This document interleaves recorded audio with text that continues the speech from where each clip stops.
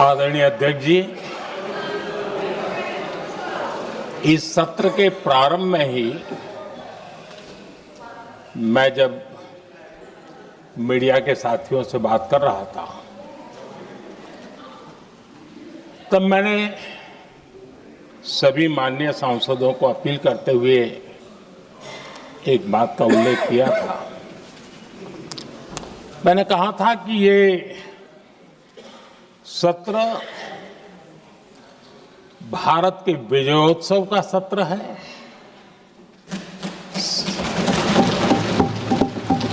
संसद का ये सत्र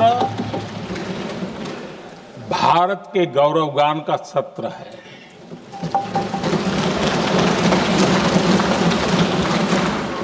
आदरणीय अध्यक्ष जी, जब मैं विजयोत्सव की बात कर रहा हूं तब मैं कहना चाहूंगा कि ये विजयोत्सव आतंकी हेडक्वार्टर्स को मिट्टी में मिलाने का है।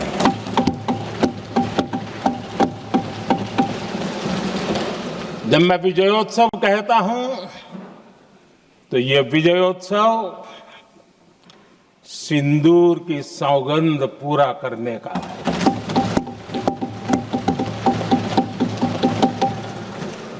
मैं जब ये विजयोत्सव कहता हूं तो ये भारत की सेना के शौर्य और सामर्थ्य का विजय गाथा कह रहा है।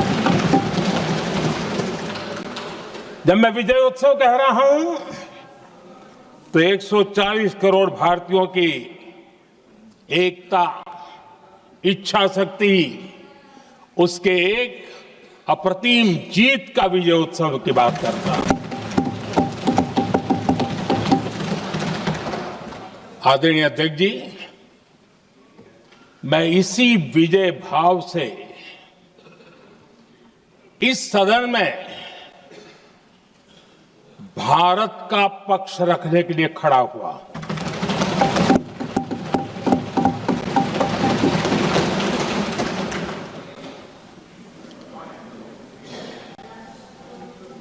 और जिन्हें भारत का पक्ष नहीं दिखता है उन्हें मैं आईना दिखाने के लिए खड़ा हुआ।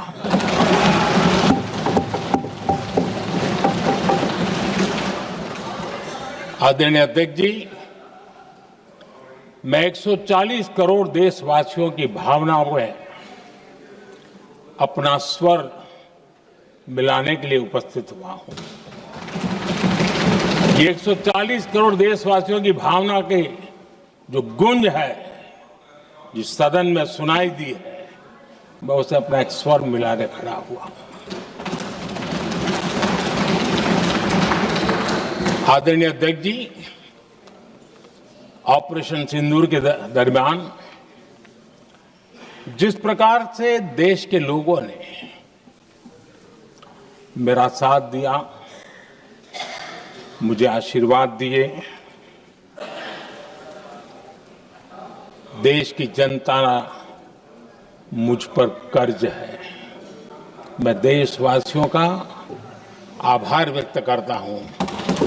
मैं देशवासियों का अभिनंदन करता हूं। आदरणीय अध्यक्ष जी, 22 अप्रैल को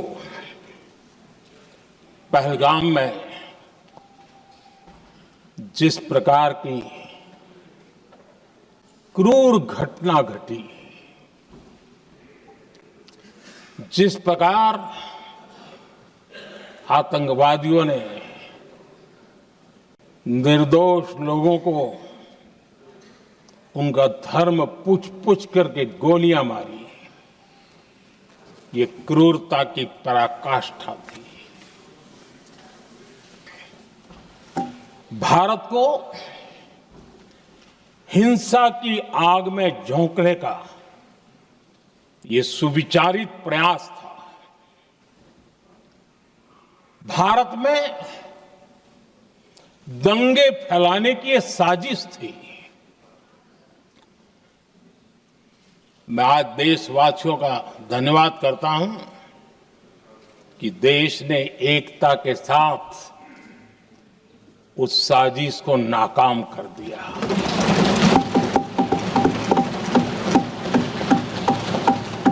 आदरणीय अध्यक्ष जी, 22 अप्रैल के बाद मैंने एक सार्वजनिक रूप से और विश्व को समझ में आए इसलिए कुछ अंग्रेजी में भी वाक्यों का प्रयोग किया था और मैंने कहा था कि हमारा संकल्प है, हम आतंकियों को मिट्टी में मिला देंगे।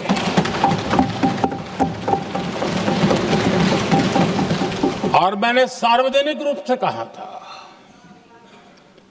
सजा उनके आकाओं को भी होगी और कल्पना से भी बड़ी सजा मिलेगी।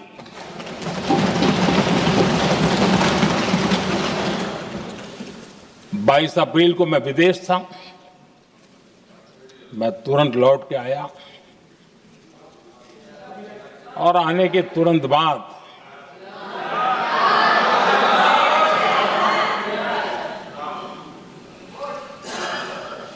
मैंने एक बैठक बुलाई और उस बैठक में हमने साफ साफ निर्देश दिए कि आतंकवाद को करारा जवाब देना होगा और ये हमारा राष्ट्रीय संकल्प है। आदरणीय अध्यक्ष जी, हमें हमारे सैन्य बलों की क्षमता पर पूरा विश्वास है, पूरा भरोसा है उनकी क्षमता पर, उनके सामर्थ्य पर, उनके साहस पर। सेना को कार्रवाई की खुली छूट दे दी गई और यह भी कहा गया कि सेना तय करें कब, कहां, कैसे, किस प्रकार से। ये सारी बातें उस मीटिंग में साफ साफ कह दी गई और कुछ बातें उसमें से मीडिया में शायद रिपोर्ट भी हुई है।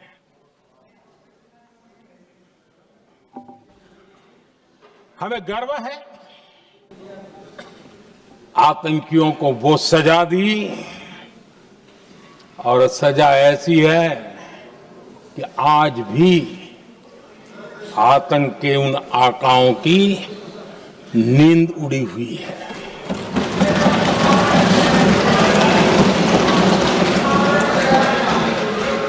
आदरणीय अध्यक्ष जी,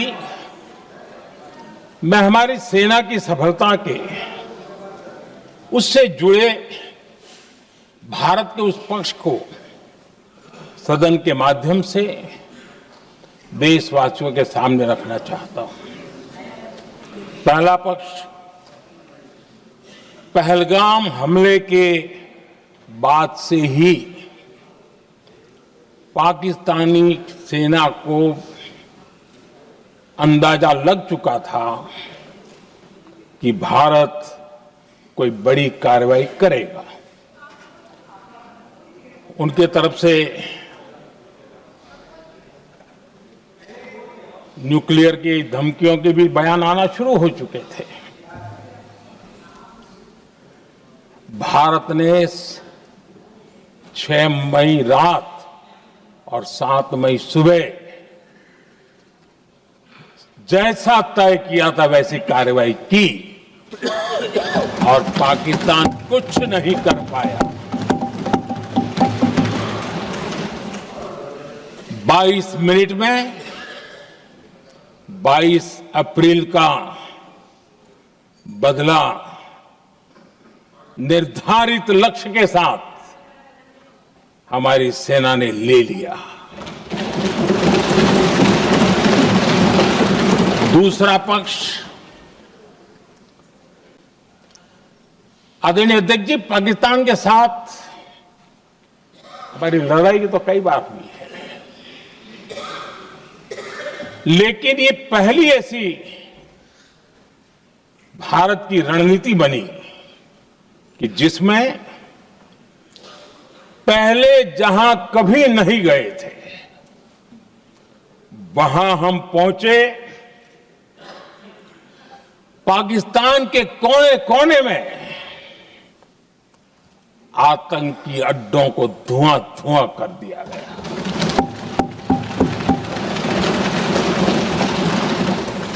आतंक के गढ़ कोई सोच नहीं सकता कि वहां तक कोई जा सकता है। बहावलपुर और मुर्गे उसको भी जमीन दोस्त कर दिया गया। आदरणीय अध्यक्ष जी, हमारे सेनाओं ने आतंकी अड्डों को तबाह कर दिया। तीसरा पक्ष, पाकिस्तान की न्यूक्लियर धमकी को हमने झूठा साबित कर दिया।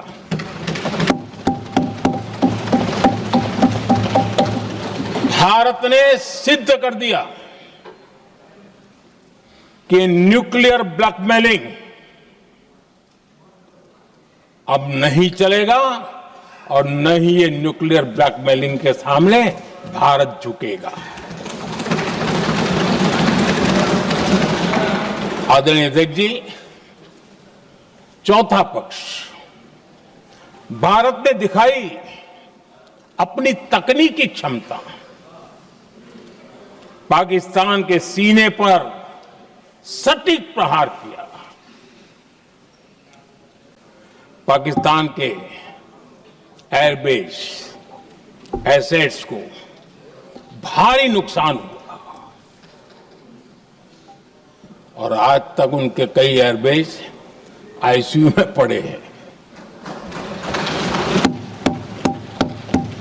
आज टेक्नोलॉजी आधारित युद्ध का युग है। ऑपरेशन सिंदूर इस महारत में भी सफल सिद्ध हुआ है।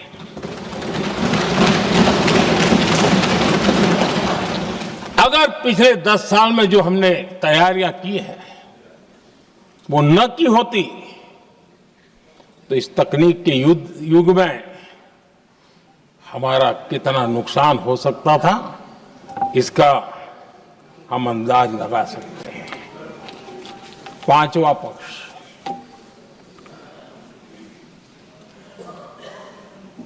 ऑपरेशन सिंदूर के दरमियान पहली बार हुआ जब आत्मनिर्भर भारत की ताकत को दुनिया ने पहचाना। Made in India drone, made in India missile ने पाकिस्तान के हथियारों की पोल खोल करके रख दी।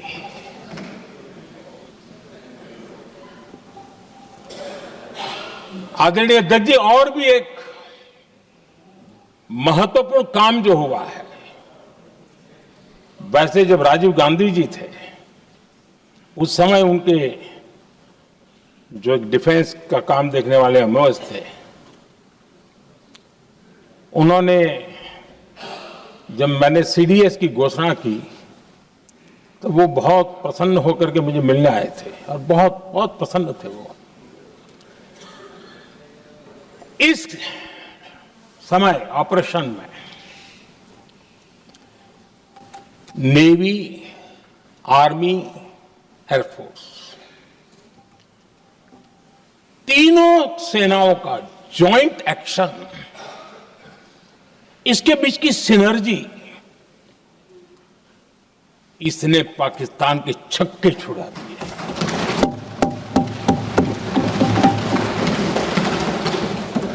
आदरणीय अध्यक्ष जी, आतंक की घटनाएं पहले भी देश में होती थी, लेकिन पहले आतंकवादियों के मास्टरमाइंड निश्चिंत होते थे और वो आगे की तैयारी में लगे रहते थे। उनको पता था कुछ नहीं होगा। लेकिन अब स्थिति बदल गई है। अब हमले के बाद मास्टरमाइंड को नींद नहीं आती। उनको पता है कि भारत आएगा और मार के जाएगा।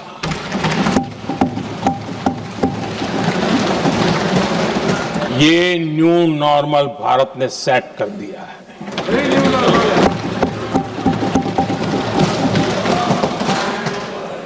आदरणीय अध्यक्ष जी, दुनिया ने देख लिया कि हमारी कार्यवाही का दायरा कितना बड़ा, स्केल कितना बड़ा। सिंदूर से लेकर के सिंधु तक पाकिस्तान पर कार्रवाई की है। ऑपरेशन सिंदूर ने तय कर दिया कि भारत में आतंकी हमले की उसके आकाओं को और पाकिस्तान को भारी कीमत चुकानी पड़ेगी। अब ऐसे ही नहीं जा सकते। आदरणीय अध्यक्ष जी, ऑपरेशन सिंदूर से स्पष्ट होता है कि भारत ने 3 सूत्र तय किए हैं।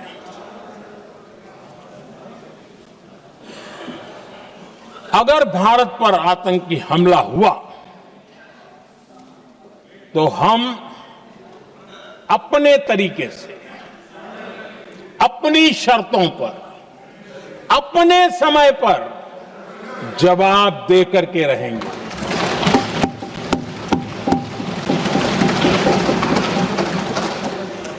दूसरा, कोई भी न्यूक्लियर ब्लैकमेल अब नहीं चलेगा।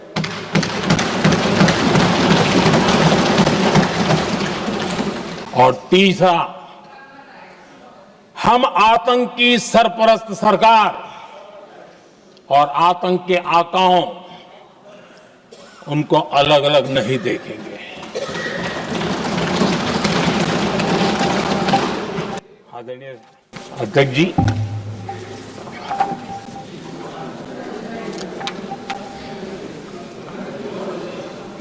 यहां पर विदेश नीति को लेकर के भी काफी बातें कही गई हैं।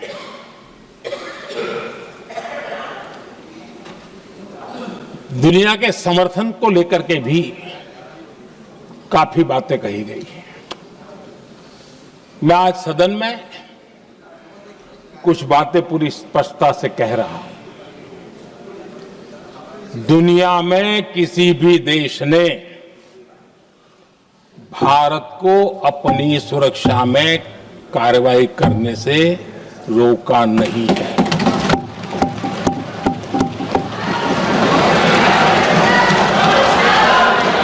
संयुक्त राष्ट्र 193 कंट्रीज,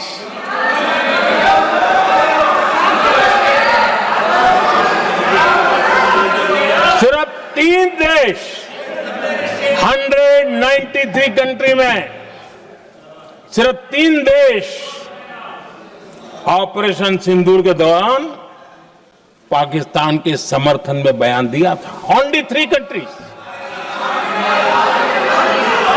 क्वाड हो, ब्रिक्स हो, फ्रांस, रूस, जर्मनी, कोई भी देश का नाम ले लीजिए, तमाम देश दुनिया भर से भारत को समर्थन मिला है।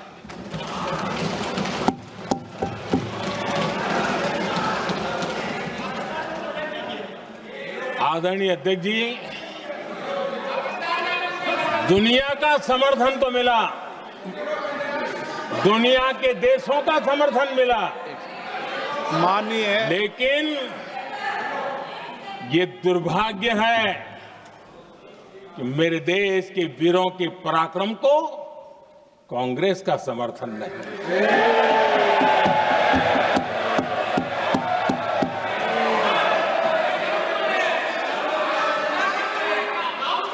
22 अप्रैल के बाद 22 अप्रैल के आतंकी हमले के बाद 3-4 दिन में ही ये उछल रहे थे और कहना शुरू कर दिया, कहां गई 56 इंच की छाती, कहां खो गया मोदी, मोदी तो फेल हो गया।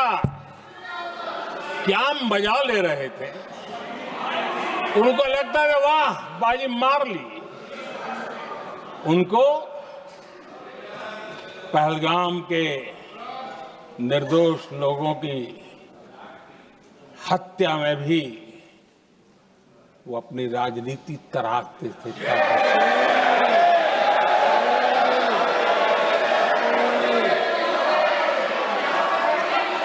अपनी स्वार्थी राजनीति के लिए मुझ पर निशाना साध रहे थे, लेकिन उनकी ये बयानबाजी, इनका छिछोरापन देश के सुरक्षा बलों का मनोबल गिरा रहा था।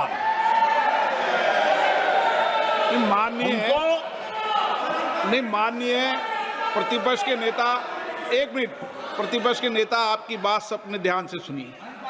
आप बेटे कांग्रेस कर रहे हैं और कुछ नेताओं को पीछे से, ये उचित नहीं है आपके लिए। न भारत के सामर्थ्य पर भरोसा है और न ही भारत की सेनाओं पर। इसलिए वो लगातार ऑपरेशन सिंदूर पर सवाल उठा रहे हैं। ऐसा करके आप लोग मीडिया में हेडलाइंस तो ले सकते हैं, लेकिन देशवासियों के दिलों में जगह नहीं बना सकते।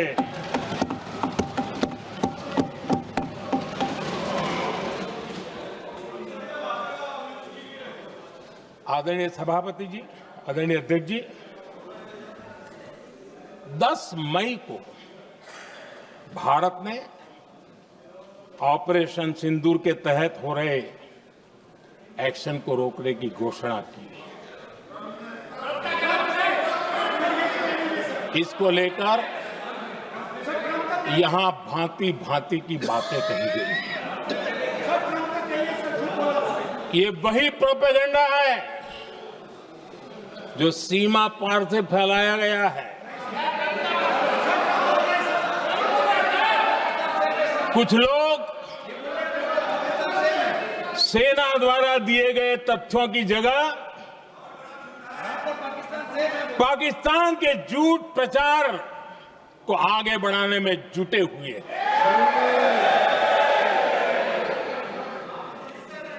जबकि भारत का रुख हमेशा स्पष्ट रहा है। आदरणीय अध्यक्ष जी, कुछ चीजें मैं जरा स्मरण भी कराना चाहता हूं। जब सर्जिकल स्ट्राइक हुआ, उस समय हमने लक्ष्य तय किया था, हमारे जवानों को तैयार करके, कि हम उनके इलाके में जाकर के आतंकियों के जो लॉन्चिंग पैड है उनको नष्ट करेंगे। और सर्जिकल स्ट्राइक, एक रात के उस ऑपरेशन में हमारे लोग सूर्योदय होते होते काम पूरा करके वापस आए। लक्ष्य निर्धारित था कि ये करना है। जब बालाकोट एयर स्ट्राइक किया तो हमारा लक्ष्य तय था कि आतंकियों के जो ट्रेनिंग सेंटर्स है, इस बार हम उसको तबाह करेंगे, और हमने वो भी करके दिखाया।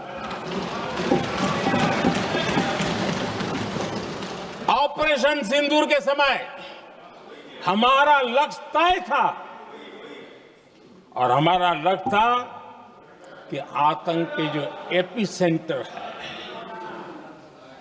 और पहलगाम के आतंकियों को जहां से पुरजोश योजना बनी, ट्रेनिंग मिली, व्यवस्था मिली, उस पर हमला करेंगे। हमने उनके नाभि पर हमला कर दिया।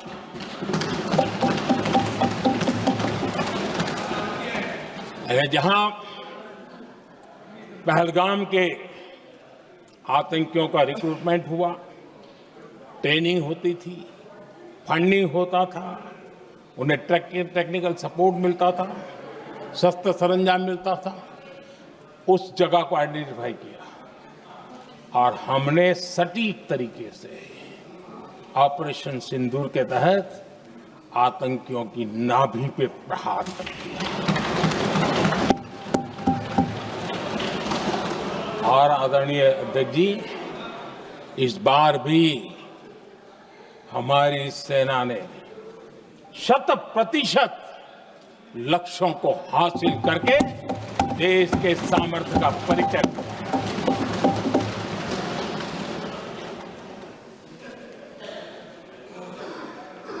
कुछ लोग जानबूझकर के कुछ चीजें भूलने में इंटरेस्टेड होते हैं। देश भूलता नहीं है, देश को याद है।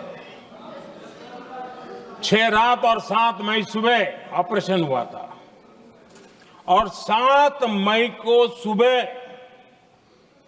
भारत ने प्रेस कॉन्फ्रेंस हमारी सेना ने की और इस प्रेस कॉन्फ्रेंस में भारत ने स्पष्ट कर दिया था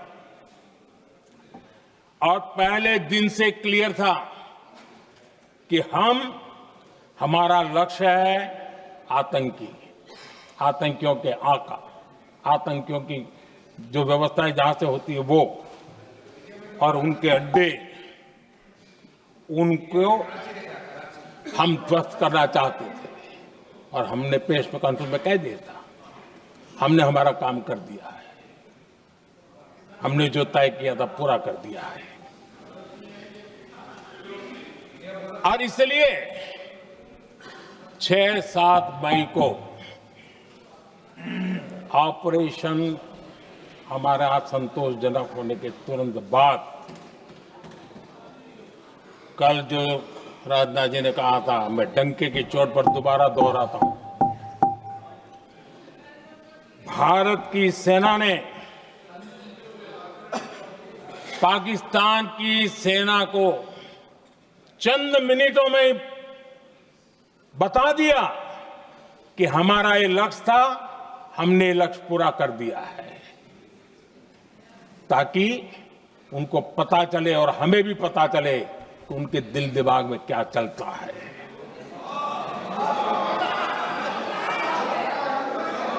हमने अपना लक्ष्य 100% हासिल कर लिया था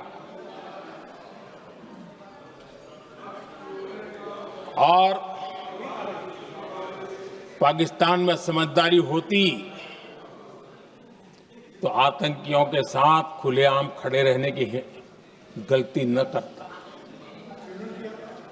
उसने निर्लज्ज होकर के आतंकवादियों के साथ खड़े रहने का फैसला किया। हम पूरी तरह तैयार थे, हम भी मौके की तलाश में थे, लेकिन हमने दुनिया को बताया था कि हमारा लक्ष्य आतंकवाद है, आतंकवादी आका है, आतंकवादी ठिकाने हैं, वो हमने पूरा कर दिया। लेकिन जब पाकिस्तान ने आतंकियों की मदद में आने का फैसला किया और मैदान में उतरने की हरकत की, तो भारत की सेना ने सालों तक याद रह जाए ऐसा करारा जवाब दे करके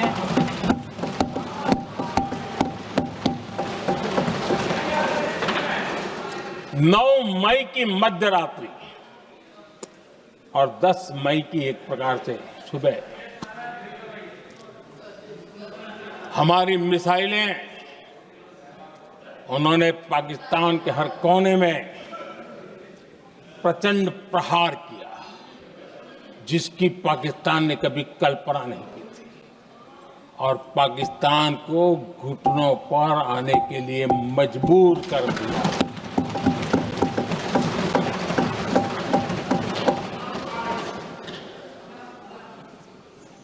और आपने टीवी में भी देखा है, वहां से क्या बयान आते थे। पाकिस्तान के लोग, अरे मैं तो स्विमिंग पूल में नहा रहा था, कोई कह रहा था मैं तो दफ्तर जाने की तैयारी कर रहा था। हम कुछ सोचे इस पहले तो भारत ने तो हमला कर दिया। ये पाकिस्तान के लोगों के बयान है और देश ने देखे हैं। स्विमिंग पूल में नहा रहा था।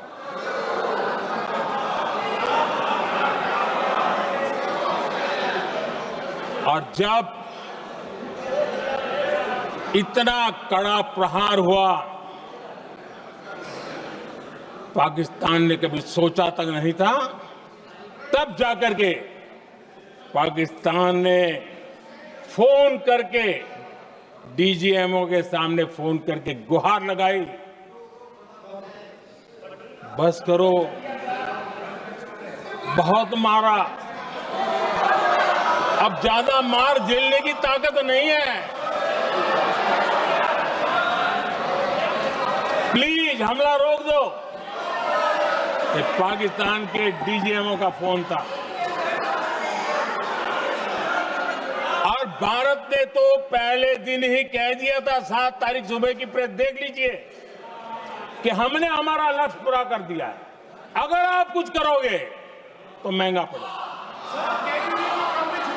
और आप धीरे ऐसे कैसे चलता है? प्लीज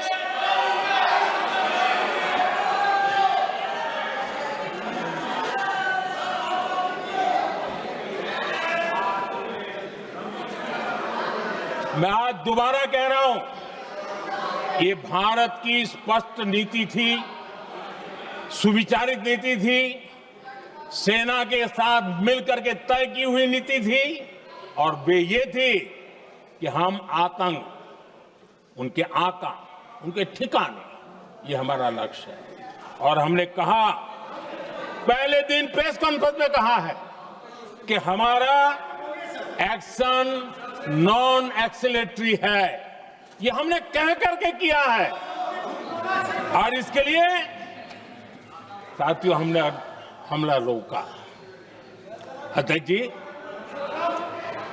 दुनिया के किसी भी नेता ने भारत के ऑपरेशन रोकने के लिए नहीं कहा।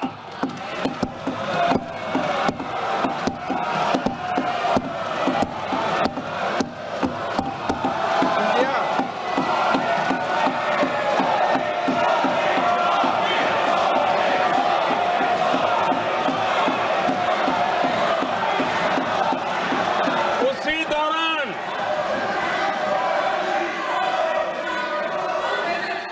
9 तारीख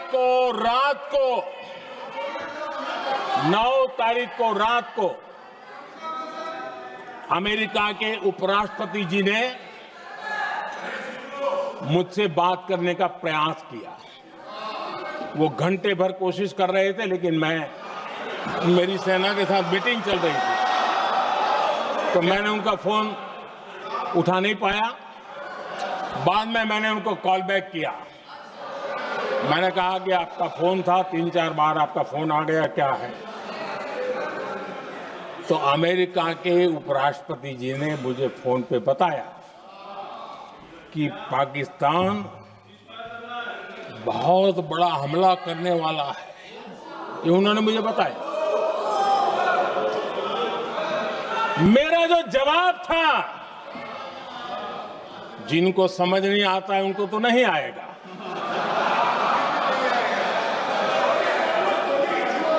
मेरा जवाब था, अगर पाकिस्तान का ये इरादा है तो उसे बहुत महंगा पड़ेगा। ये मैंने अमेरिका के उपराष्ट्रपति को कहा।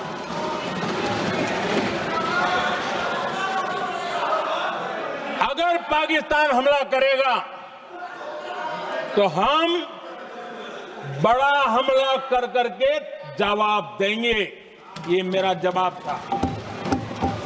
और आगे मेरा एक वाक्य था, मैंने कहा था हम गोली का जवाब गोले से देंगे।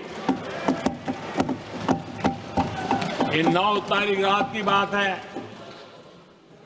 और 9 रात में और 10 सुबह हमने पाकिस्तान को सैन्य शक्ति को तहस नहस कर दिया था और यही हमारा जवाब था, यही हमारा जज्बा था। और आज पाकिस्तान भी भली भांति जान गया है कि भारत का हर जवाब पहले से ज्यादा तगड़ा होता है।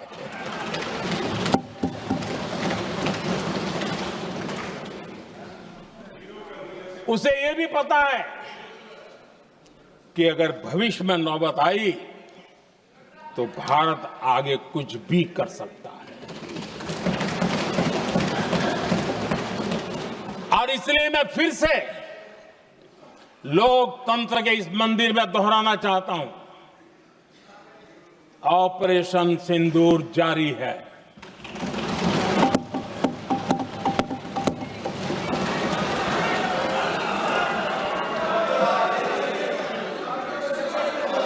पाकिस्तान ने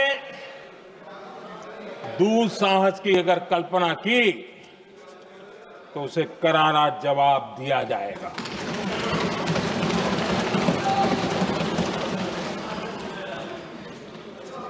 आदरणीय अध्यक्ष जी, आज का भारत आत्मविश्वास से भरा हुआ है। आज का भारत आत्मनिर्भरता के मंत्र को लेकर के पूरी शक्ति के साथ तेज गति से आगे बढ़ रहा है।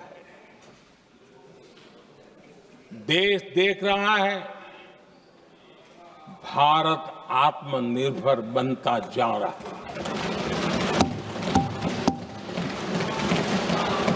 लेकिन देश ये भी देख रहा है कि एक तरफ तो भारत आत्मनिर्भरता की ओर तेज गति से आगे बढ़ रहा है, लेकिन कांग्रेस मुद्दों के लिए पाकिस्तान पर निर्भर होती जा रही है।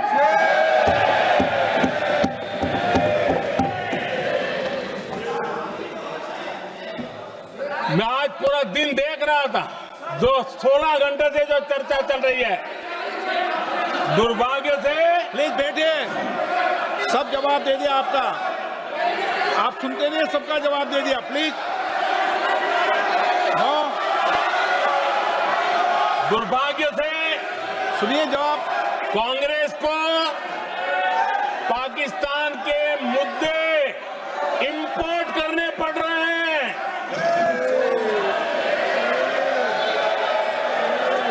आदरणीय अध्यक्ष जी, आज के वॉरफेयर में इंफॉर्मेशन और नैरेटिव्स की प्लीज बैठिए। बहुत बड़ी भूमिका है।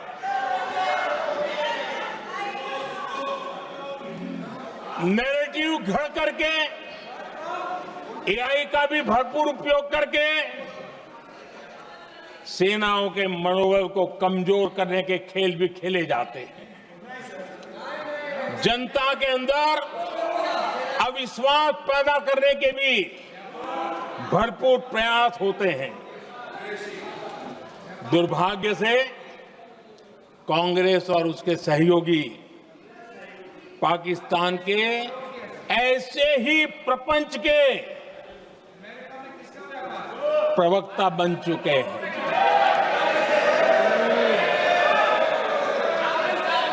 आदरणीय अध्यक्ष जी, देश की सेना ने, आदरणीय अध्यक्ष जी, ये तरीका है देश की सेना ने, बैठिए बैठिए, देश की सेना ने सर्जिकल स्ट्राइक की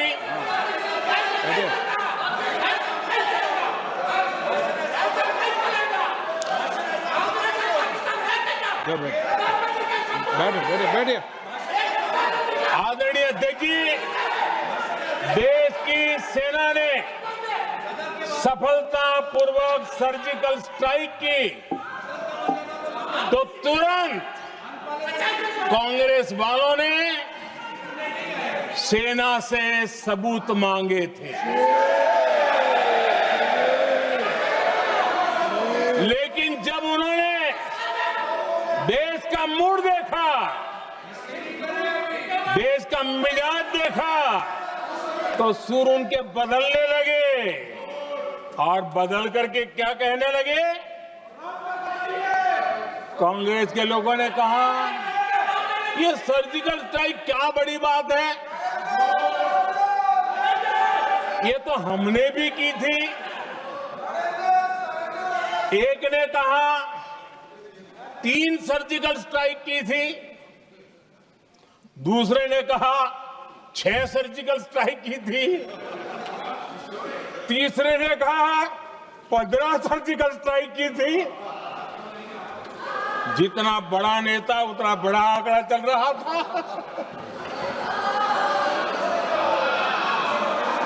आदरणीय अध्यक्ष जी, इसके बाद बालाकोट में सेना ने एयर स्ट्राइक की। अब एयर स्ट्राइक तो ऐसी थी कि वो कुछ कह नहीं सकते थे, इसलिए ये तो नहीं कहा कि भाई हमने भी की थी। उसमें तो उन्होंने समझदारी दिखाई, लेकिन फोटो मांगने लगे। एयर स्ट्राइक हुई तो फोटो दिखाओ, क्या कहां गिरा, क्या तोड़ा, कितना तोड़ा, कितने मरे, बस यही पूछते रहे। पाकिस्तान भी यही पूछता था, ये भी यही पूछते थे। इतना ही नहीं, आदरणीय अध्यक्ष जी, जब पायलट अभिनंदन पकड़े गए तो पाकिस्तान में तो खुशी का माहौल होना स्वाभाविक था कि उनके हाथ में भारतीय सेना का एक पायलट उनके हाथ लगा था। लेकिन यहां पर भी कुछ लोग थे जो कानों कानों में कह रहे थे, अब मोदी फंसा, अब अभिनंदन वहां आए, मोदी ला करके दिखा दे, अब देखते हैं मोदी क्या करता है। और डंके की चोट पर अभिनंदन वापिस आए।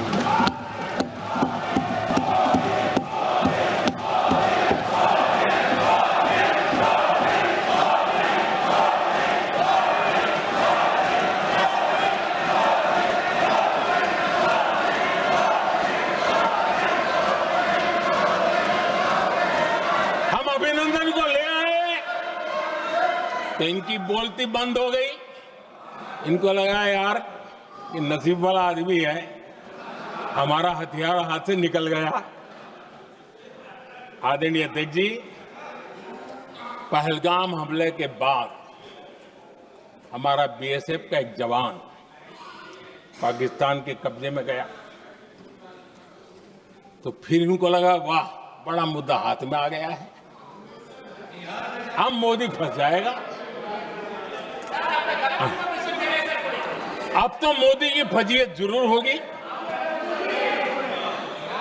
और उनकी इकोसिस्टम ने सोशल मीडिया में बहुत सारी कथाएं वायरल की कि ये बीएसएफ के जवान का क्या होगा, उसके परिवार का क्या होगा, ये वापस आएगा, कब आएगा, कैसे आएगा, न जाने क्या क्या चला दिया। आदरणीय अध्यक्ष जी, बीएसएफ का वो जवान भी आन बान शान के साथ वापस आया।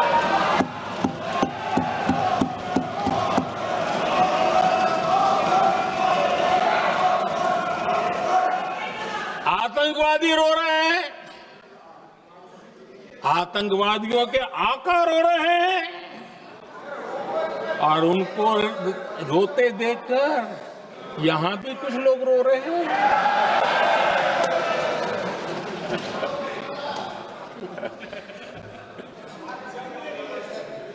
अब देखिए, सर्जिकल स्ट्राइक चल रही थी, उसके बाद उन्होंने एक खेल खेलने की कोशिश की, बात जमी नहीं। एयर स्ट्राइक हुई तो दूसरा खेल खेलने की कोशिश की, वो भी जमी नहीं। जब ये ऑपरेशन सिंदूर हुआ तो उन्होंने नया पैंतरा शुरू किया। और क्या शुरू किया? रोक क्यों दिया? पहले तो मानने को तैयार नहीं थे कि मुक्त करते, अब कहते रोक क्यों दिया? बाहरे बयान बहादुरों,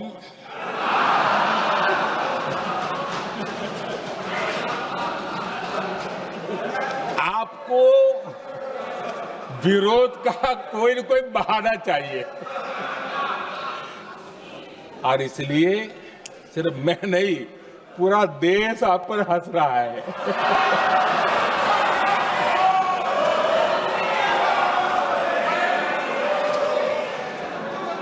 आदरणीय अध्यक्ष जी,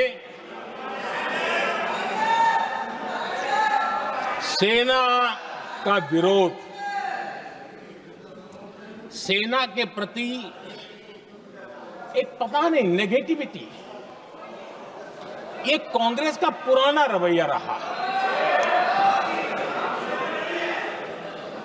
देश ने अभी अभी करगिल विजय दिवस मनाया, लेकिन देश पूरी तरह जानता है कि उनके कार्यकाल में और आज तक करगिल के विजय को कांग्रेस ने अपनाया नहीं है। न करगिल विजय दिवस मनाया है, न करगिल विजय का गौरव किया। इतिहास साक्षी है अध्यक्ष जी। जब डोकलाम में सैन्य हमारा शौर्य दिखा रहा था, तब कांग्रेस के नेता चुपके चुपके किससे ब्रीफिंग लेते थे, वो सारी दुनिया अब जान गई।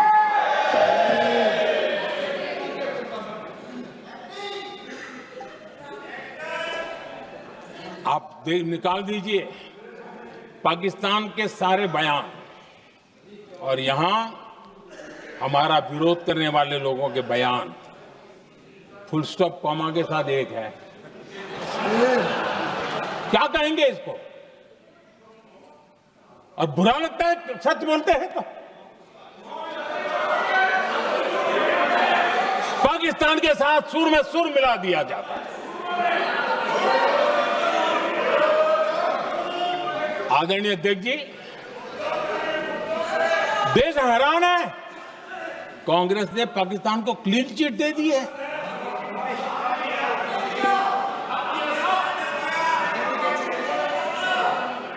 उनकी ये हिम्मत, और इनकी आदत जाती नहीं है, ये हिम्मत कि पहलगाम के आतंकी पाकिस्तानी थे, इसका सबूत दो।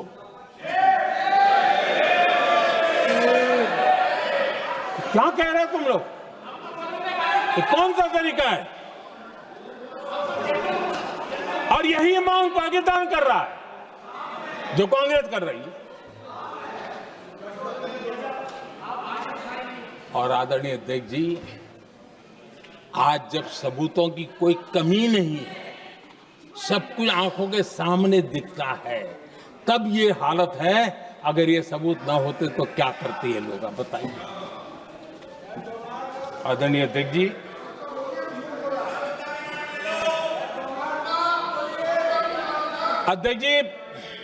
ऑपरेशन सिंदूर के एक पार्ट की तरफ तो चर्चा भी बहुत होती है, ध्यान भी जाता है, लेकिन देश के लिए कुछ गौरव की क्षणें होती है, ताकत के परिचय होता है, उसकी तरफ भी ध्यान जाना बहुत आकर्षित है। हमारे एयर डिफेंस सिस्टम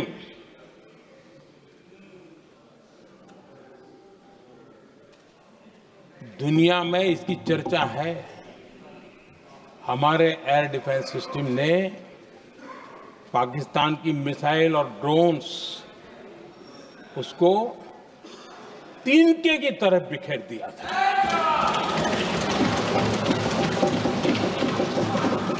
आदरणीय अध्यक्ष जी, मैं एक आंकड़ा आज बताना चाहता हूं, पूरा देश गर्व से भर जाएगा। कुछ लोगों का क्या होगा मैं नहीं जानता, पूरा देश गर्व से भर जाएगा। 9 मई को पाकिस्तान ने करीब 1000 मिसाइलों और आर्म्ड ड्रोन्स के भारत पर बहुत बड़ा हमला करने की कोशिश की। 1000 ये मिसाइलें भारत के किसी भी हिस्से पर गिरती तो वहां भयंकर तबाही मचती, लेकिन 1000 मिसाइल्स और ड्रोन्स को भारत ने आसमान में ही चूर चूर कर दिया।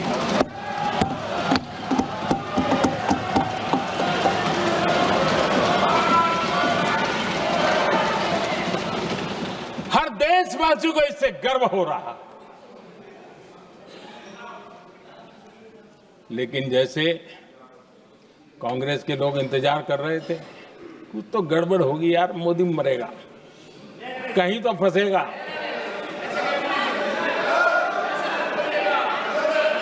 पाकिस्तान ने आदमपुर एयरबेस पर हमले का झूठ फैलाया, उस झूठ को बेचने की भरपूर कोशिश की, पूरी ताकत दी लगा दी। मैं अगले ही दिन आदमपुर पहुंचा और खुद जाकर के उनके झूठ को मैंने बेनकाब कर दिया। तब जाकर के उनको अकल ठिकाने लगी कि अब ये झूठ चलने वाला नहीं है। आदरणीय अध्यक्ष जी, जो हमारे छोटे दलों के साथी हैं, जो राजनीति में नए हैं, उनको कभी शासन में रहने का अवसर नहीं मिला, उनसे कुछ बातें निकलती मैं समझ सकता हूं। लेकिन कांग्रेस पार्टी ने इस देश में लंबे समय तक राज किया है, उसको शासन की व्यवस्थाओं का पूरा पता है, उन चीजों से वो निकले हुए लोग हैं, उनके लिए शासन व्यवस्था क्या होती है इसकी समझ पूरी है, अनुभव है उनके पास। उसके बाद भी विदेश मंत्रालय तुरंत जवाब दे, उसको स्वीकारना नहीं, विदेश मंत्री जवाब दे, इंटरव्यू दे, बार बार बोले, उसको स्वीकारना नहीं, गृह मंत्री बोले, रक्षा मंत्री बोले, किसी पर भरोसा नहीं। जिसने इतने सालों तक राज किया, उनको देश की व्यवस्थाओं पर अगर भरोसा नहीं है, तब शक उठता है कि क्या हालत हो गई है इनकी। आदरणीय अध्यक्ष जी, अब कांग्रेस का भरोसा पाकिस्तान के रिमोट कंट्रोल से बनता है और बदलता है।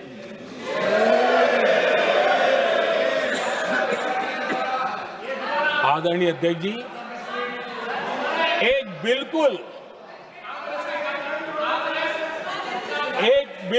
कांग्रेस के नए सदस्य, यानी उनको तो क्षमा करनी चाहिए, नए सदस्य को क्या कहेंगे, लेकिन कांग्रेस के आका जो उनको लिख करके देते हैं और उनसे बुलवाते हैं, खुद में हिम्मत नहीं है, उनसे बुलवाते हैं कि ऑपरेशन सिंदूर, ये तो तमाशा था,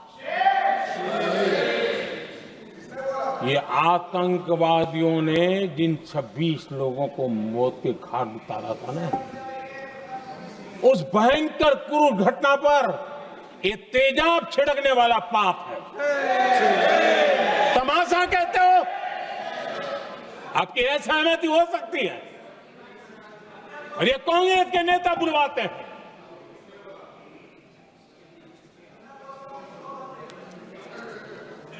आदरणीय अध्यक्ष जी, पहलगाम के हमलावरों को कल हमारे सुरक्षा बलों ने ऑपरेशन महादेव करके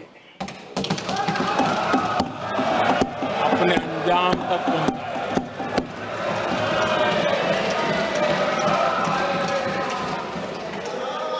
लेकिन मैं हैरान हूं कि यहां ठहाके लगा के पूछा गया कि आखिर ये कल ही क्यों हुआ।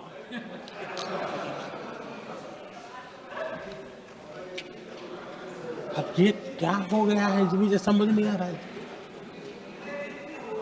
क्या ये ऑपरेशन के लिए कोई सावन महीने का सोमवार ढूंढा गया था क्या? क्या हो गया है इन लोगों को? हताशा, निराशा इस हद तक।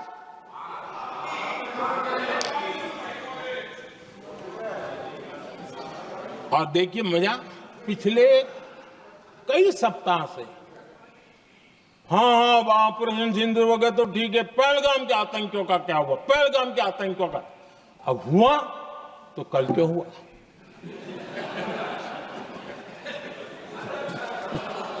और कल ही क्यों हुआ? क्या हाल है अध्यक्ष जी का। आदरणीय अध्यक्ष जी,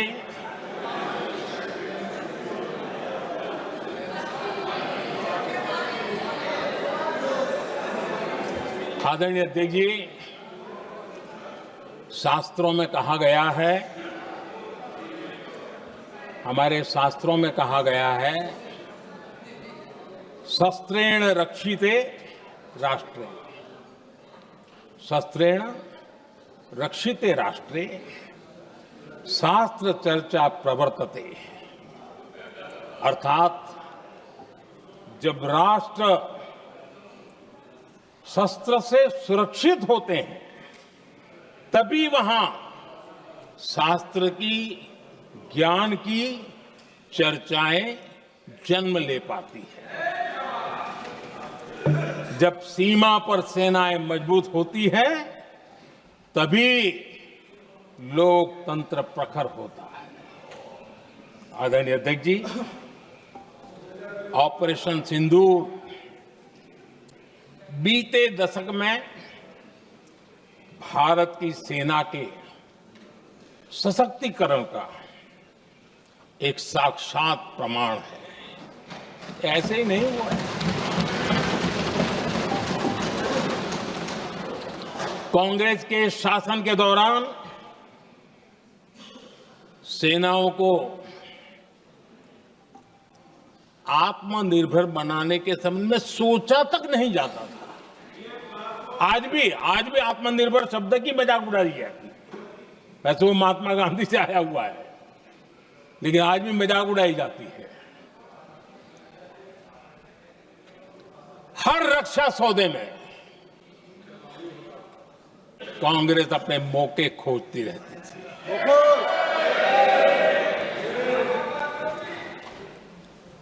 छोटे छोटे हथियारों को लिए विदेशों पर निर्भरता, ये इनका कार्यकाल रहा है। Bullet proof jacket, night vision camera तक नहीं होते थे। और लंबा लिस्ट है, जीप से शुरू होता है, बफो, हेलीकॉप्टर, हर चीज के साथ घोटाला जुड़ा हुआ है। आदरणीय अध्यक्ष जी, हमारी सेनाओं को आधुनिक हथियारों के लिए दशकों तक इंतजार करना पड़ा। आजादी के पहले, और इतिहास गवाह, एक जमाना था जब डिफेंस मैन्युफैक्चरिंग में भारत का आवाज सुनाई देती थी। जिस समय तलवारों से लड़ा जाता था ना, तब भी तलवारें भारत की श्रेष्ठ मानी जाती थी। हम डिफेंस के इक्विपमेंट में आगे थे। लेकिन आजादी के बाद जो एक मजबूत डिफेंस इक्विपमेंट मैन्युफैक्चरिंग का हमारा दायरा था, जो हमारा पूरा इकोसिस्टम था, उसको सोच समझ करके तबाह कर दिया गया। उसको दुर्बल किया गया।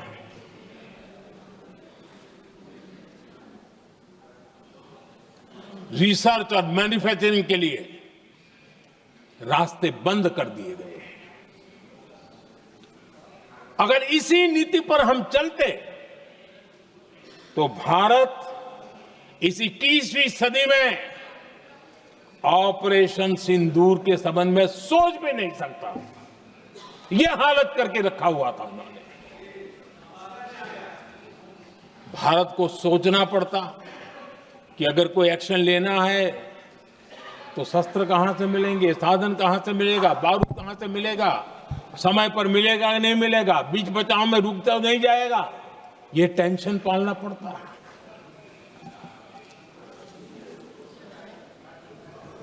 आदरणीय अध्यक्ष जी, बीते एक दशक में मेक इन इंडिया हथियार सेना को मिले, उन्होंने इस ऑपरेशन में बहुत निर्णायक भूमिका निभाई।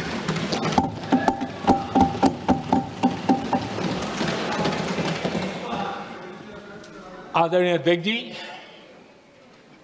एक दशक पहले भारत के लोगों ने संकल्प लिया, हमारा देश सशक्त, आत्मनिर्भर और आधुनिक राष्ट्र बने। रक्षा, सुरक्षा, हर क्षेत्र में बदलाव के लिए एक के बाद एक ठोस कदम उठाए गए, सीरीज ऑफ रिफॉर्म्स किए गए और देश में सेना में जो रिफॉर्म्स हुए हैं, जो आजादी के बाद पहली बार हुए। चीफ ऑफ डिफेंस स्टाफ की नियुक्ति, ये विचार कोई नया नहीं था, दुनिया में प्रयोग भी चलते हैं, भारत में निर्णय नहीं होते थे। हमने, ये बहुत बड़ा रिफॉर्म था, हमने किया और बहुत ही, मैं हमारी तीनों सेनाओं का अभिनंदन करता हूं कि इस व्यवस्था को उन्होंने दिल से सहयोग किया है, दिल से स्वीकार किया है। सबसे बड़ी ताकत ज्वाइंटनेस और इंटीग्रेशन की। इस समय नेवी हो, एयरफोर्स हो, आर्मी हो, ये इंटीग्रेशन और ज्वाइंटनेस ने हमारी ताकत को अनेक गुना बढ़ा दिया और उसका परिणाम भी हमें नजर में आया है, ये हमने करके दिखाया। सरकार की जो डिफेंस प्रोडक्शन की कंपनियां थी, उसमें हमने रिफॉर्म किए। शुरुआत में वहां पर आग लगाना, आंदोलन करवाना, हड़तालें करवाने के खेल चल रहे थे, अभी भी बंद नहीं हुए हैं, लेकिन देश हित को सर्वोपरि मान करके उन डिफेंस इंडस्ट्री के हमारे जो लोग थे सरकारी व्यवस्था में, उन्होंने इसको मन से लिया, रिफॉर्म को स्वीकार किया और वो भी आज बहुत प्रोडक्टिव बन गए। इतना ही नहीं, हमने प्राइवेट सेक्टर के लिए भी डिफेंस के दरवाजे खोल दिए हैं और आज भारत का प्राइवेट सेक्टर आगे आ रहा है। आज स्टार्टअप्स डिफेंस के क्षेत्र में हमारे 27-30 साल के नौजवान, टियर 2, टियर 3 सिटी के नौजवान, कई कुछ जगह तो बेटियां स्टार्टअप का नेतृत्व कर रही है। डिफेंस के सेक्टर में सैकड़ों की तादाद में आज स्टार्टअप काम कर रहे हैं। ड्रोन्स, एक प्रकार से मैं कह सकता हूं, ड्रोन्स की जितनी भी एक्टिविटी हमारे देश में हो रही है, शायद एवरेज 30-35 की उम्र होगी जो लोग कर रहे हैं, सारे लोग, और सैकड़ों की तादाद में कर रहे हैं। और उसका ताकत, क्योंकि इनका भी योगदान था इसमें, जिन्होंने इस प्रकार के प्रोडक्शन किए हैं, और वो हमें ऑपरेशन सिंदूर में बहुत काम आए। मैं उन सबके प्रयासों को बहुत साधुवाद करता हूं और मैं उनको विश्वास दिलाता हूं, आगे बढ़िए, अब देश रुकने वाला नहीं है।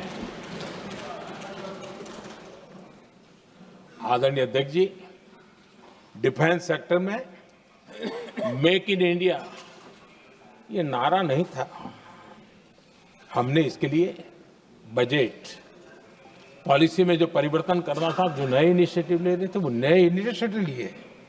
और सबसे बड़ी बात, क्लियर कट विजन के साथ हमने देश में make in India defence sector के अंदर तेज गति से हम आगे बढ़ रहे हैं। आदरणीय अध्यक्ष जी, एक दशक में डिफेंस का बजट लगभग पहले से 3 गुना हुआ है। डिफेंस प्रोडक्शन में करीब करीब 250% वृद्धि हुई है, 250% वृद्धि हुई है। 11 वर्षों में डिफेंस एक्सपोर्ट 30 गुना से भी ज्यादा बढ़ा है, 30 गुना से ज्यादा। डिफेंस एक्सपोर्ट आज दुनिया के करीब 100 देशों तक हम पहुंचे। और आदरणीय अध्यक्ष जी, कुछ चीजें ऐसी होती हैं जो इतिहास में बहुत बड़ा प्रभाव छोड़ती हैं। ऑपरेशन सिंदूर ने डिफेंस का जो मार्केट है उसमें भारत का झंडा गाड़ दिया है। भारत के हथियारों की डिमांड आज बढ़ती चली जा रही है, मांग बढ़ रही है। ये भारत में उद्योगों को भी बल देगी, एमएसएमई को बल देगी, हमारे नौजवानों को रोजगार देगी और हमारे नौजवान अपनी बनाई चीजों से दुनिया में अपनी ताकत का प्रदर्शन कर पाएंगे। ये आज दिख रहा है, मैं देख रहा हूं। डिफेंस के क्षेत्र में जो आत्मनिर्भर भारत की दिशा में हम जो कदम उठा रहे हैं, मैं हैरान हूं। कुछ लोगों को आज भी तकलीफ हो रही है, जैसे उनका खजाना लूट गया। ये कौन सी मानसिकता है? देश को ऐसे लोगों को पहचानना होगा। आदरणीय अध्यक्ष जी, मैं स्पष्ट करना चाहता हूं, डिफेंस में भारत का आत्मनिर्भर होना ये आज की शस्त्रों की स्पर्धा में के काल में विश्व शांति के लिए भी जरूरी है।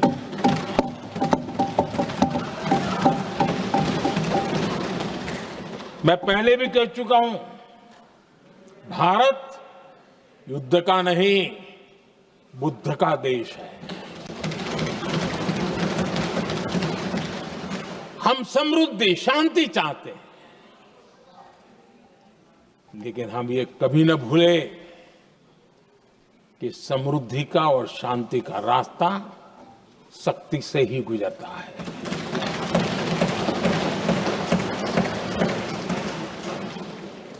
आदरणीय अध्यक्ष जी, हमारा भारत छत्रपति शिवाजी महाराज,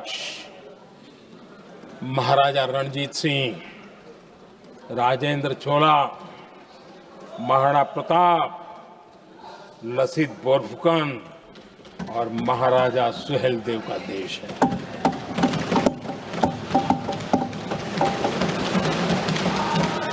आदरणीय अध्यक्ष जी, हम विकास और शांति के लिए सामरिक सामर्थ्य पर भी फोकस करते हैं। आदरणीय अध्यक्ष जी, कांग्रेस के पास नेशनल सिक्योरिटी का विजन पहले था और आज तो सवाल ही नहीं उठता है।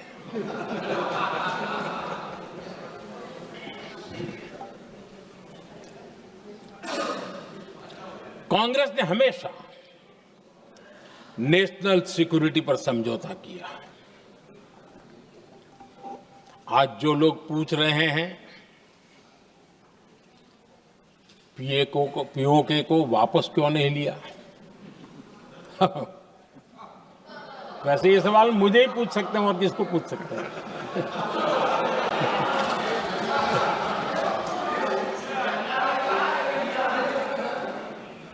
लेकिन इसके पहले जवाब देना होगा पूछने वालों को। किसकी सरकार ने पीओके पर पाकिस्तान को कब्जा करने का अवसर दिया था? जवाब साफ है, जवाब साफ है। जब भी मैं नेहरू जी की चर्चा करता हूं तो कांग्रेस और उसका पूरा इकोसिस्टम बिलबिला जाता है, पता नहीं क्या है।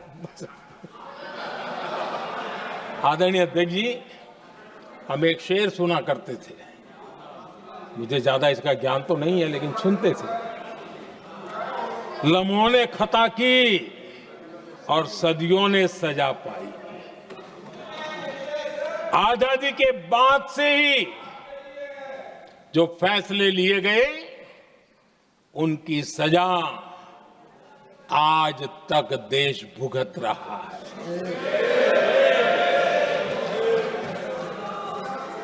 यहां बार बार एक बात का जिक्र हुआ और मैं फिर से करना चाहूंगा। अक्साई चीन की उस पूरे क्षेत्र को बंजर जमीन करार दिया गया, ये कह करके तो बंजर है। देश की 38,000 वर्ग किलोमीटर जमीन हमें खोनी पड़ी।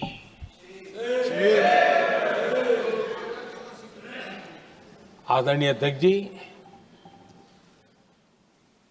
मैं जानता हूं मेरी कुछ बातें चुभने वाली है। 1962 और 1963 के बीच कांग्रेस के नेता जम्मू कश्मीर के पूंछ, उरी, नीलम वैली और किशनगंगा को छोड़ देने का प्रस्ताव रख रहे थे। भारत की भूमि, आदरणीय अध्यक्ष जी, और वो भी लाइन ऑफ पीस के नाम पर किया जा रहा था। 1966 रण ऑफ कच्छ पर इन्हीं लोगों ने मध्यस्थता स्वीकार की। ये था उनका राष्ट्रीय सुरक्षा का विजन। एक बार फिर उन्होंने भारत का करीब 800 वर्ग किलोमीटर क्षेत्र पाकिस्तान को सौंप दिया, जिसमें छड़बेट भी शामिल है, कि कहीं उसको छड़ा बेट भी कहते हैं। 1965 की जंग में हाजीपीर पास को हमारी सेना ने वापस जीत लिया था, लेकिन कांग्रेस ने उसे फिर लौटा दिया। 1971 पाकिस्तान के 93,000 फौजी हमारे पास बंदी थे।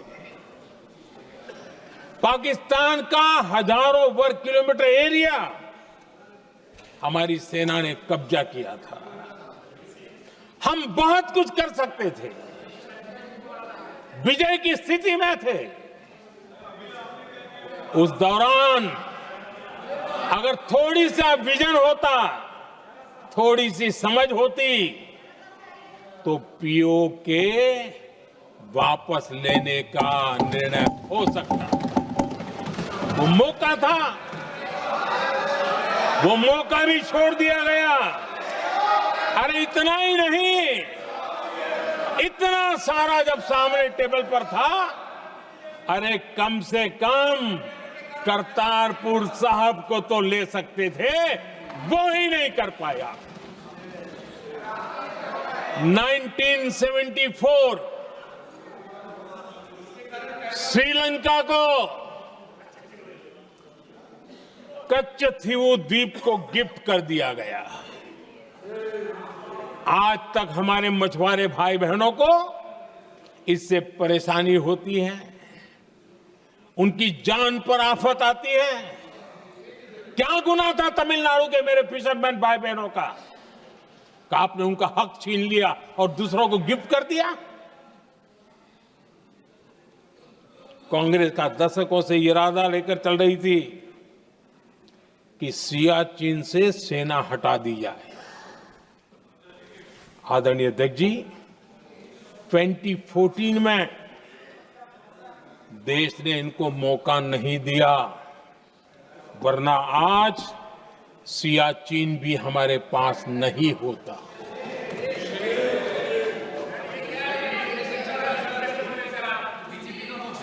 आदरणीय अध्यक्ष जी, आजकल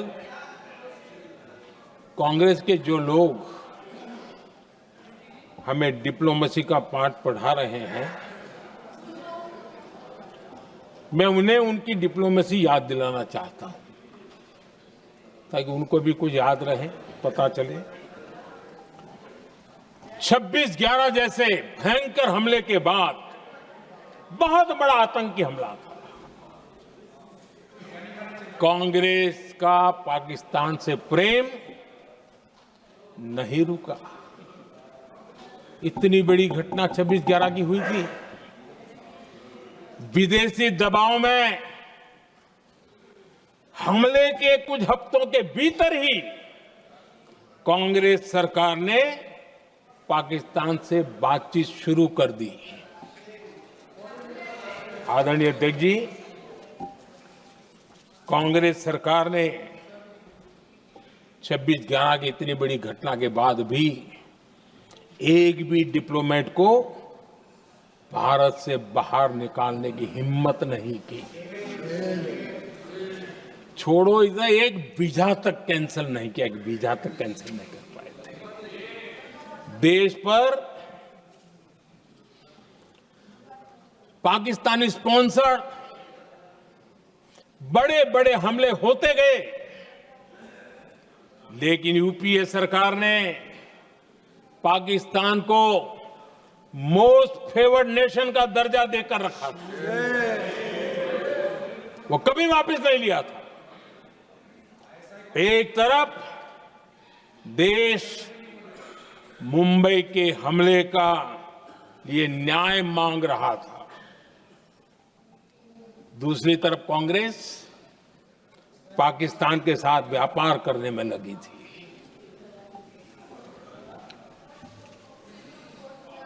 पाकिस्तान वहां से खून की होली खेलने वाले आतंकियों को भेजते रहे,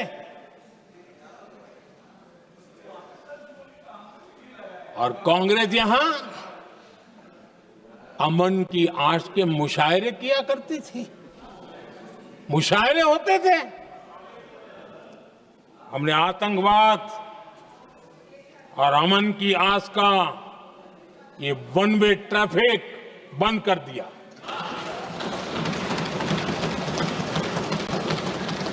हमने पाकिस्तान का एमएफएन का दर्जा रद्द किया, वीजा बंद किया। हमने अटारी वाघा बॉर्डर को बंद कर दिया। आदरणीय अध्यक्ष जी,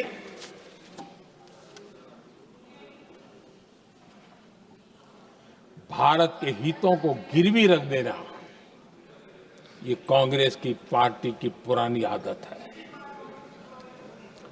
इसका सबसे बड़ा उदाहरण सिंधु जल समझौता है। सिंधु जल समझौता किसने किया? नेहरू जी ने किया। और मामला किससे जुड़ा था? भारत से निकलने वाली नदियां, हमारे यहां से निकली हुई नदियां,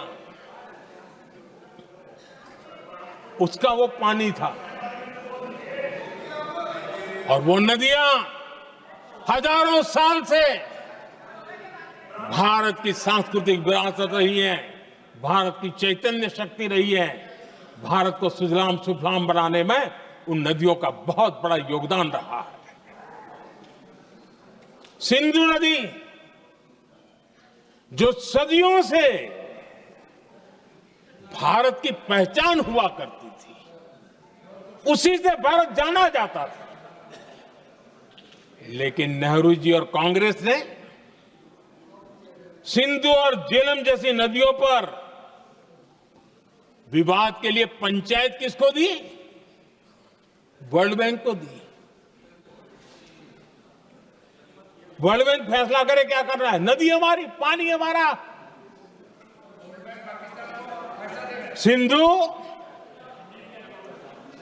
सिंधु जल समझौता सीधा सीधा भारत की अस्मिता और भारत के स्वाभिमान के साथ किया गया बहुत बड़ा धोखा था।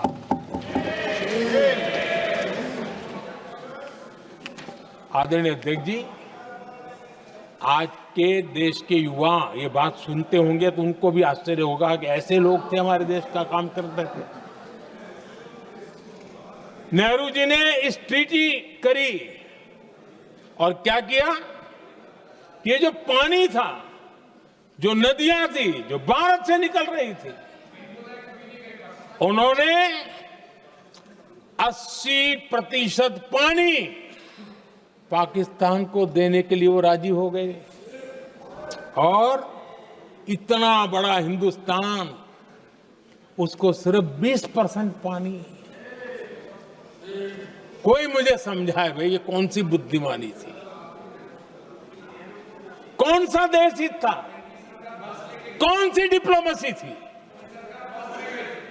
क्या हालत करके बना के रखा था आप लोगों ने? इतनी बड़ी आबादी वाला हमारा देश, हमारे यहां से निकलती हुई ये नदियां, और सिर्फ 20% पानी, और 80% पानी उन्होंने उसको दिया जो देश खुलेआम भारत को अपना दुश्मन करार कर देता रहता है, दुश्मन कहता रहा। और ये पानी पर किसका हक था? हमारे देश के किसानों का, हमारे देश के नागरिकों का। हमारा पंजाब, हमारा जम्मू कश्मीर देश के एक बहुत बड़े हिस्से को इन्होंने पानी के संकट में धकेल दिया, इस एक कारण से। और राज्यों के भीतर भी पानी को लेकर के आपस में संघर्ष पैदा हुई है, प्रतिस्पर्धा पैदा हुई, और उनका जिस पर हक था उस पर पाकिस्तान मौज करता रहा। और ये दुनिया में अपनी डिप्लोमेसी के पाठ पढ़ाते रहते हैं। आदरणीय अध्यक्ष जी,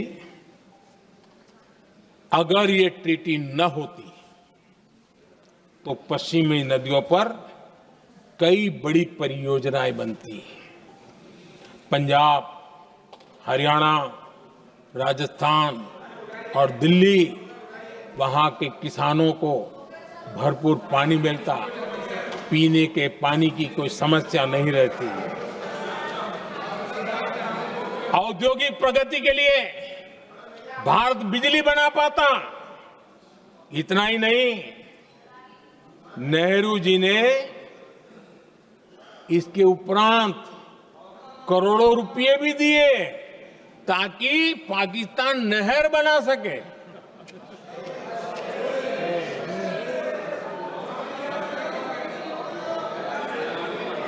आदरणीय अध्यक्ष जी, इससे भी बड़ी बात, देश चौंक जाएगा। ये चीजें छिपाई गई है, दबा दी गई है। कहीं भी बांध बनता है तो उसमें एक मैकेनिज्म होता है उसकी सफाई का, डीसिल्टिंग का। उसमें जो मिट्टी भर जाती है, बाकी घास वगैरह आकर के भर जाता है तो उसकी कैपेसिटी कम होती है, तो उसकी सफाई के लिए यानी इनबिल्ट व्यवस्था होती है। नेहरू जी ने पाकिस्तान के कहने पर यह शर्त स्वीकार की है कि इन बांध में जो मिट्टी आएगी, कूड़ा कचरा आएगा और बांध भर जाएगा, इसकी सफाई नहीं कर सकते, डिसिल्टिंग नहीं कर सकते हैं। बांध हमारे यहां, पानी हमारा, लेकिन निर्णय पाकिस्तान का कि आप डिसिल्टिंग नहीं कर सकते। इतना ही नहीं, जब इस बार मैं डिटेल में गया तो एक बांध तो ऐसा है कि जहां ये डिसिल्टिंग के लिए जो गेट होता है ना, उसको वेल्डिंग कर दिया गया है ताकि कोई गलती से भी खोल करके वो मिट्टी को निकाल ना दे। पाकिस्तान ने नेहरू जी से लिखवा दिया था कि भारत बिना पाकिस्तान की मर्जी अपने बांधों में जमा होने वाली मिट्टी साफ नहीं करेगा, डिसिल्टिंग नहीं करेगा। ये समझौता देश के खिलाफ था और बाद में नेहरू जी को भी ये गलती माननी पड़ी। इस समझौते में निरंजन दास गुलाटी करके एक सज्जन उसमें जुड़े हुए थे। उन्होंने एक किताब लिखी है। उस किताब में उन्होंने लिखा है कि फरवरी 1961 में नेहरू ने उनसे कहा था, गुलाटी, मुझे उम्मीद थी कि यह समझौता अन्य समस्याओं के समाधान का रास्ता खोलेगा, लेकिन हम वहीं हैं जहां पहले थे। ये नेहरू जी ने कहा। नेहरू जी केवल तत्कालिक प्रभाव देख पा रहे थे, इसलिए उन्होंने कहा कि हम वहीं के वहीं हैं। लेकिन सच्चाई ये कि इस एग्रीमेंट के कारण देश बहुत पिछड़ गया, देश बहुत पीछे चल गया और देश का बहुत नुकसान हुआ। हमारे किसानों को नुकसान हुआ, हमारी खेती को नुकसान हुआ। और नेहरू जी उस डिप्लोमेसी को जानते थे जिसमें किसान का कोई वजूद ही नहीं था। यह हाल करके रखा था उन्होंने। आदरणीय अध्यक्ष जी, पाकिस्तान आगे दशकों तक भारत के साथ युद्ध और छद्म युद्ध, प्रॉक्सी वॉर करता ही रहा। लेकिन कांग्रेस की सरकारों ने बाद में भी सिंधु जल समझौते की तरफ देखा तक नहीं, नेहरू जी की गलती को सुधारा तक नहीं। आदरणीय अध्यक्ष जी, लेकिन अब भारत ने पुरानी गलती को सुधारा है, ठोस निर्णय लिया है। भारत ने नेहरू जी द्वारा किए गई बहुत बड़ी ब्लंडर, सिंधु जल समझौते को देश हित में, किसानों के हित में एबेंस में रख दिया है। देश का अहित करने वाला ये समझौता अब इस रूप में आगे नहीं चल सकता। भारत ने तय कर दिया है, खून और पानी साथ साथ नहीं बह सकते।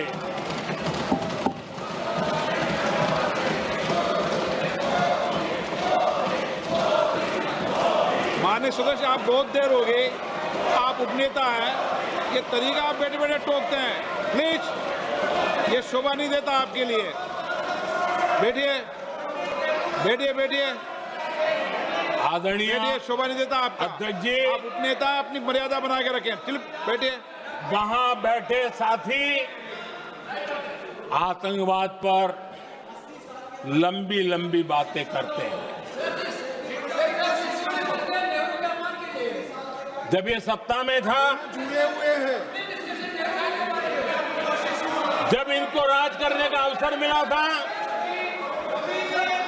तब देश का हाल क्या है, क्या रहा था, वो आज भी देश भूला नहीं है। 2014 से पहले देश में असुरक्षा का जो माहौल था, अगर वो आज याद भी करे ना तो लोग सिहर जाते हैं। आदरणीय अध्यक्ष जी, हम सबको याद है, जो नई पीढ़ी के बच्चे हैं उनको पता नहीं है, हम सबको पता है। हर जगह पे अनाउंसमेंट होता था, रेलवे स्टेशन पर जाओ, बस स्टैंड पर जाओ, एयरपोर्ट पर जाओ, बाजार में जाओ, मंदिर में जाओ, कहीं पर भी जाओ, जहां भी भीड़ होती है, कोई भी लावारिस चीज दिखे छूना मत, पुलिस को तुरंत जानकारी देना, वो बम हो सकता है। हम 2014 तक यही सुनते आए थे, ये हालात करके रखा था। देश के कोने कोने में यही हाल था। माहौल ये था कि जैसे कदम कदम पर बम बिछे हैं और खुद को ही नागरिकों ने बचाना है, उन्होंने हाथ ऊपर कर दिए, अनाउंस कर दिया। आदरणीय अध्यक्ष जी, कांग्रेस की कमजोर सरकारों के कारण देश को कितनी जानें गंवानी पड़ी, हमें अपनों को खोना पड़ा। आदरणीय अध्यक्ष जी, आतंकवाद पर ये लगाम लगाई जा सकती थी। हमारी सरकार ने 11 साल में ये करके दिखाया, एक बहुत बड़ा सबूत है। 2004 से 14 के बीच जो आतंकी घटनाएं होती थी, उन घटनाओं में बहुत बड़ी कमी आई है। इसलिए देश भी जानना चाहता है, अगर हमारी सरकार आतंकवाद पर नकेल कस सकती है तो कांग्रेस सरकारों की ऐसी कौन सी मजबूरी थी कि आतंकवाद को फलने फूलने दिया। आदरणीय अध्यक्ष जी, कांग्रेस के राज में आतंकवाद अगर फला फूला है, उसका एक बड़ा कारण इनकी तुष्टीकरण की राजनीति है, वोट बैंक की राजनीति है। जब दिल्ली में बाटला हाउस एनकाउंटर हुआ, कांग्रेस के एक बड़ी नेता के आंख में आंसू थे, आतंकवादी मारे गए इसके कारण। और वोट पाने के लिए इस बात को हिंदुस्तान के कोने कोने में पहुंचाया गया। आदरणीय अध्यक्ष जी, 2001 में देश की संसद पर हमला हुआ था। तब कांग्रेस के एक बड़े नेता ने अफजल गुरु को बेनिफिट ऑफ डाउट देने की बात कही थी। आदरणीय अध्यक्ष जी, मुंबई में 26/11 का इतना बड़ा आतंकी हमला हुआ, एक पाकिस्तानी आतंकी जिंदा पकड़ा गया। पाकिस्तान की मीडिया ने, दुनिया ने यह स्वीकार किया कि ये पाकिस्तानी है, लेकिन यहां कांग्रेस पार्टी इतना बड़ा पाकिस्तान का पाप, इतना बड़ा पाकिस्तानी आतंकी हमला, और ये क्या खेल खेल रहे थे? वोट बैंक की राजनीति के लिए क्या कर रहे थे? कांग्रेस पार्टी इसको भगवा आतंक सिद्ध करने में जुटी हुई है।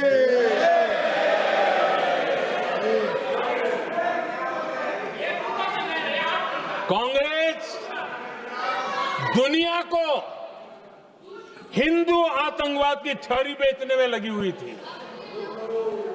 कांग्रेस के एक नेता ने अमेरिका के बड़े राजनयिक को यहां तक कह दिया था कि लश्कर-ए तोयबा से भी बड़ा खतरा भारत के हिंदू ग्रुप है।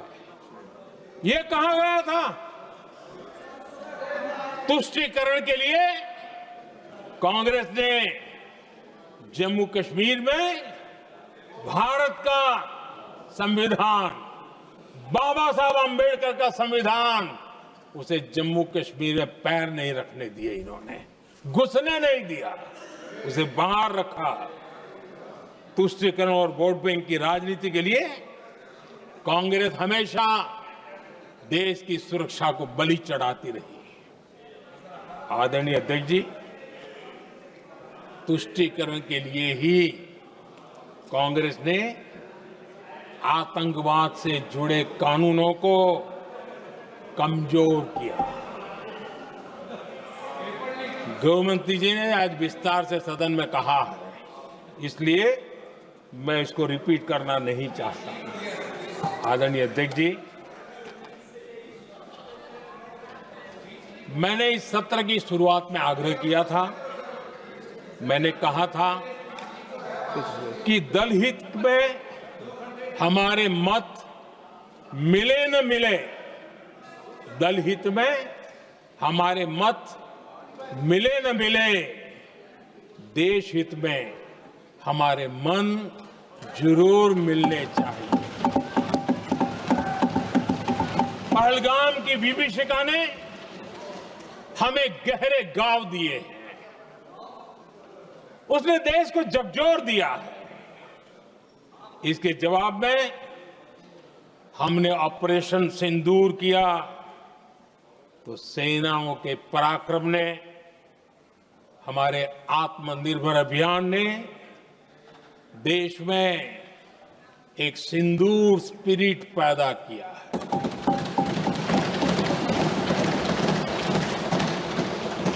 ये सिंदूर स्पिरिट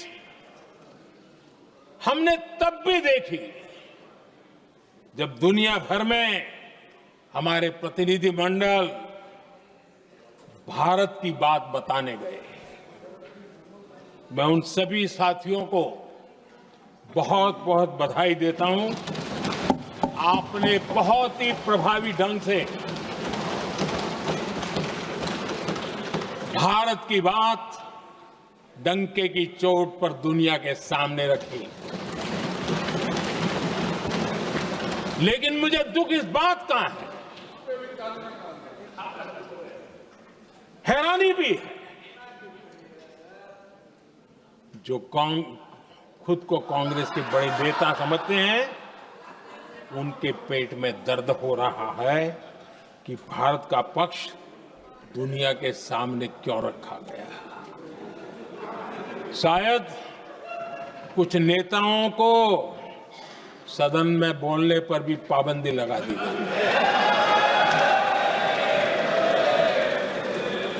आदरणीय अध्यक्ष जी, इस मानसिकता से बाहर निकलने की जरूरत है। कुछ पंक्तियां मेरे मन में आती हैं, मैं अपने भाव व्यक्त करना चाहता हूं। आदरणीय अध्यक्ष जी,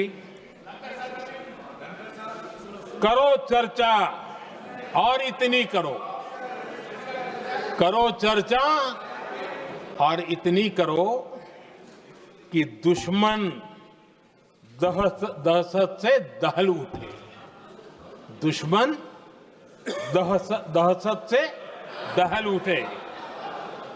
रहे ध्यान बस इतना ही, रहे ध्यान बस इतना ही, मान सिंदूर और सेना का प्रश्नों में भी अटल रहे। हमला मां भारती पर हुआ अगर, तो प्रचंड प्रहार करना होगा। दुश्मन जहां भी बैठा हो, हमें भारत के लिए ही जीना होगा। मेरा कांग्रेस के साथियों से आग्रह है कि एक परिवार के दबाव में पाकिस्तान को क्लीन चिट देना बंद कर दें। जो देश की विजय की क्षण है, कांग्रेस उसे देश के उपहास का क्षण न बनाए। कांग्रेस अपनी गलती सुधारे।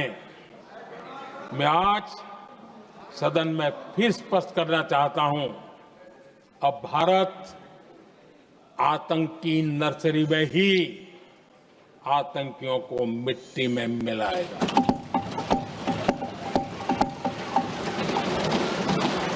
हम पाकिस्तान को भारत के भविष्य खेलने नहीं देंगे और इसलिए ऑपरेशन सिंदूर खत्म नहीं हुआ है, ऑपरेशन सिंदूर जारी है। और ये पाकिस्तान के लिए भी नोटिस है।